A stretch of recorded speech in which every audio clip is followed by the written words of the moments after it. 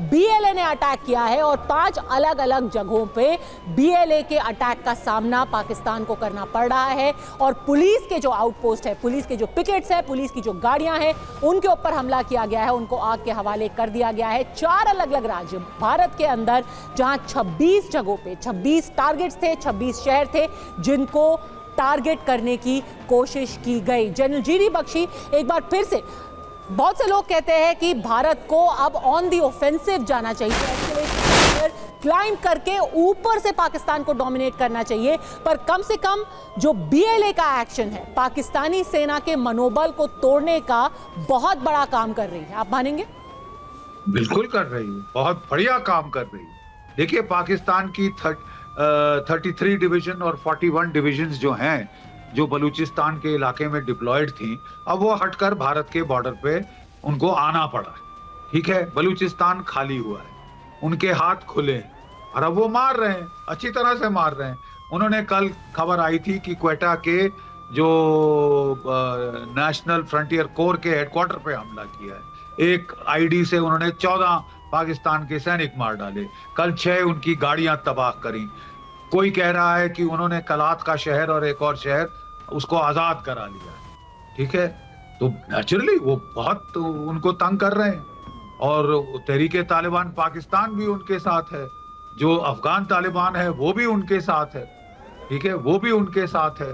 वो भी बड़े गुस्से में है कि पाकिस्तान की एयरफोर्स ने जो है वो 2 गांवों पे हमले किए थे अफगानिस्तान के अंदर और 52 औरतें बच्चे मारे थे। वो तो बहुत खुंदस में है। और आपने अब वही F-16 पसनी की तरफ ड्यूरेंट लाइन के पास भेज दिए हैं।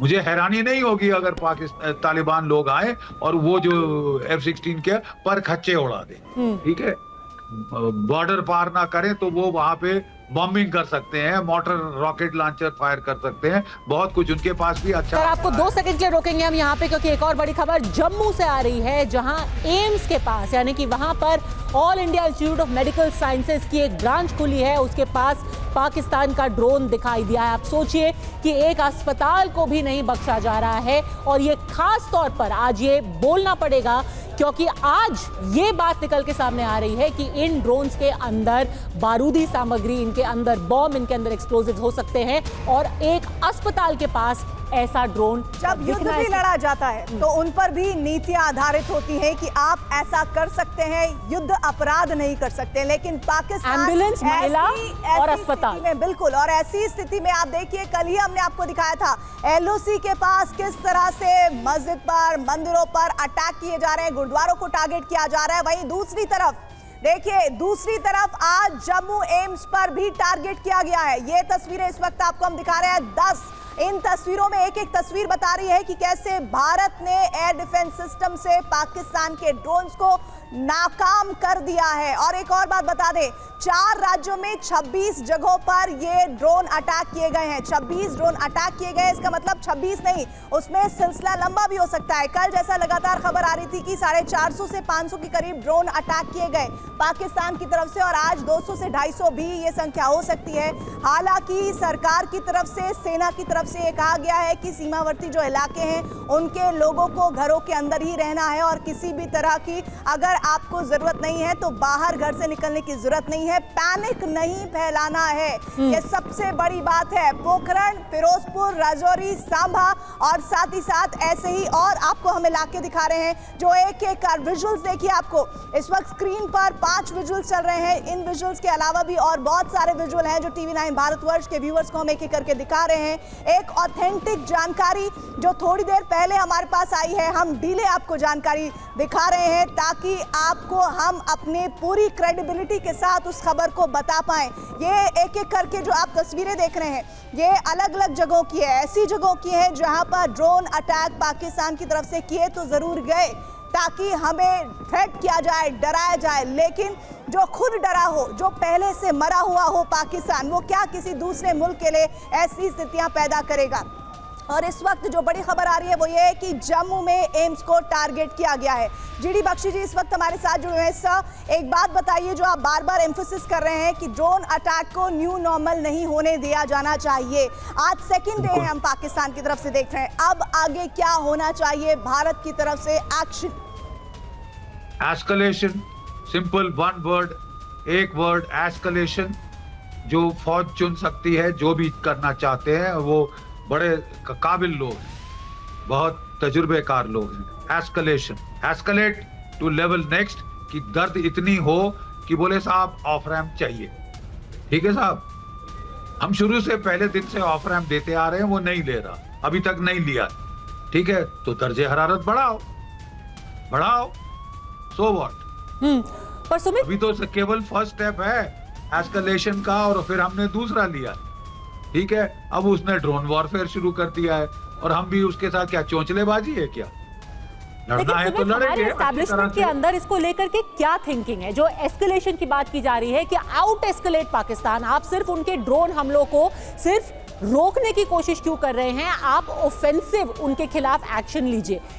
बार बार लोग ये मांग उठाते हैं, भारत में इसको लेकर के क्या थिंकिंग है? अभी आपने थोड़ी देर पहले आप पूछा था कि हमारी एंगेजमेंट पॉलिसी क्या है, तो अब अगर आप देखें कि पहले था जीरो टॉलरेंस था, लगातार टेररिस्ट ऑपरेशन स्ट्राइक्स करते थे हम टेररिस्ट के ऊपर उनके, लेकिन अब जो रूल्स ऑफ एंगेजमेंट है वो पूरी तरीके से बदल गए। अब वो सिनेरियो नहीं रहा है कि हम सिर्फ और सिर्फ जो टेररिस्ट कैंप्स है या फिर उनके जो आप कह सकते हैं उनको जो लॉन्च पैड्स है उनको टारगेट करें, बल्कि हम पर्दे के पीछे रहने वाले उन इंस्टीट्यूशंस को भी टारगेट कर रहे हैं। आपने देखा कि हाल ही में हमने पाकिस्तान के उन डिफेंस यूनिट्स को टारगेट किया जो लगातार वहां से बड़े अटैक करने की इनिशिएट कर रहे थे। और अभी आप जिस तरीके से बता रही हैं कि कैसे हमारे जो पाकिस्तान को कैसे हमारा ऑफेंसिव ऑपरेशन चलाया जाए, मुझे लगता है कि शायद अब फोर्सेज यही प्लान कर रही होंगी कि पाकिस्तान अगर नहीं रुक रहा, यानी कल के बाद दोबारा से उसने ना सिर्फ हमारे सिविलियन एरियाज को टारगेट किया, मिलिट्री इंस्टॉलेशंस को टारगेट किया, और कल की बजाय एक बड़ा चेंज जो आया कि उसने एक्सप्लोजिव ड्रोन्स का इस्तेमाल किया।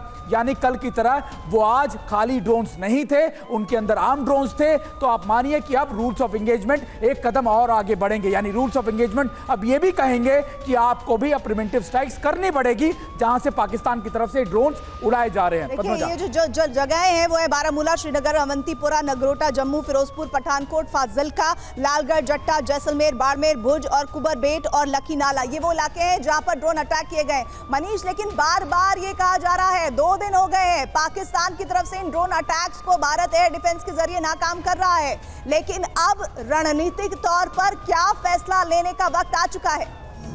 देखिए, एक बात तो साफ समझ में आ रही है कि पाकिस्तान एक सोची समझी रणनीति के तहत इस तरह के ड्रोन से लगातार 2 दिन से हमला कर रहा है, क्योंकि वो बहुत इजी होता है। 300, 400, 500 ड्रोन आप भेजिए अलग अलग जगह पर, देखिए आप उसका पैटर्न देखिए, कश्मीर से लेकर गुजरात में इस 1200 किलोमीटर की सीमा रेखा के इस पूरे रेंज में अगर आप 400 ड्रोन भेज रहे हैं तो आप जांचना चाहते हैं कि कहां पर किस तरीके का एयर डिफेंस सिस्टम है, कहां एंटी एयरक्राफ्ट गन है और कहां पर किस तरह के रडार सिस्टम लगे हुए हैं। और इसीलिए आप टर्किश ड्रोन का इस्तेमाल करते हैं ताकि ज़्यादा से ज़्यादा आप डेटा का इस्तेमाल कर सके।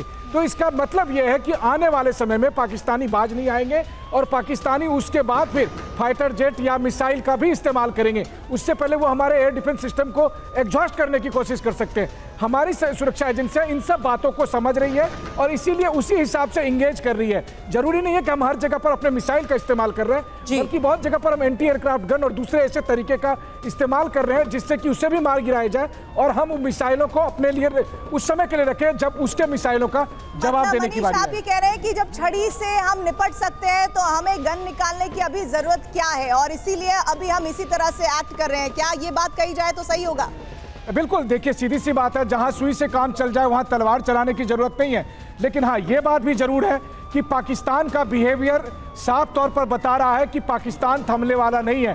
पाकिस्तान को जब तक दंड नहीं मिलेगा तब तक पाकिस्तान नहीं रुकेगा, और यही बात पाकिस्तान कर रहा है। देखिए, भारत की तरफ से 3 दिन से लगातार दर्जनों बार ये बात कही गई है कि हम एस्केलेशन नहीं चाहते हैं, लेकिन अगर पाकिस्तान ने कुछ किया तो हम उस एक्शन का जवाब देंगे। और हमारे साथ इस वक्त स्टूडियो में कर्नल एस.के. मलिक और कमांडर अतुल भारद्वाज भी जुड़ गए हैं। आपका बहुत बहुत धन्यवाद हमारे साथ यहाँ स्टूडियो में जुड़ने के लिए।